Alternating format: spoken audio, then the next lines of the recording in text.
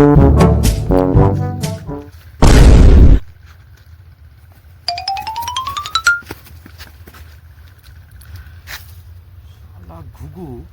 প্রতিদিন ধান খেয়ে যাও, আজকে শালাকে ফাঁদে ফেলবো। শালা বাটপার।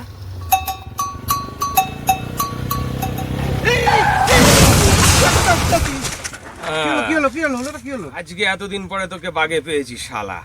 দুদিনকার 500 1000 টাকা তোর কাছে পাই। তুই কি ভেবেছিলি প্রতিদিন ঘুঘুর মতো ধান খেয়ে চলে যাবে আর আমি শালা আঙুল চুষবো? অতই সস্তা। আর তোর পেছনেটা কে রে? বাবুরাও কা স্টাইলে। ও আমার ভাই গেরু আছে। চশমা টশমা পরে তো বিশাল রেলা নিচ্ছে আরে শালা, চড়ে চড়ে। ও চোখ দিয়ে আগুন বেরো তো, তাই চোখ দিয়ে আগুন ঝরে সবসময়। যাকে ওইসব ছ্যাবলামি মারা কথা রাখ। আচ্ছা এখন আমার টাকাটা ফেলতো। দেখো যা আবার হয়ে গেছে, আচ্ছা ঠিক আছে, অতীত কথা ভুলে যাও, ভবিষ্যতে চলতে হবে।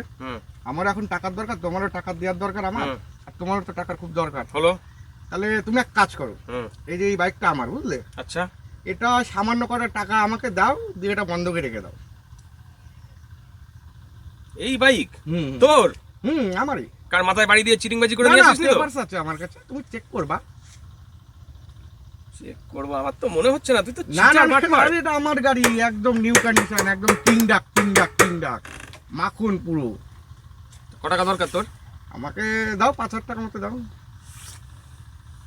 5000 টাকায় বাইক? ডিলটা লস হবে না, নিয়েই নি। শালা বাটপারকে এতদিন পরে যখন বাগে পেয়েছি। 5000 টাকায় দিবি তাহলে? হ্যাঁ 5000 টাকা, এতে কমে হয় নাকি আজকালকার বাজারে? 5000 টাকা বেশি হয়ে যাচ্ছে। আরে না না, তুমি তো 5000 টাকা ফেরতই পাবা। আমি তো তোমার গাড়িটা বন্ধকে দিচ্ছি, ব্যাপারটা বুঝতে পারছো না তুমি?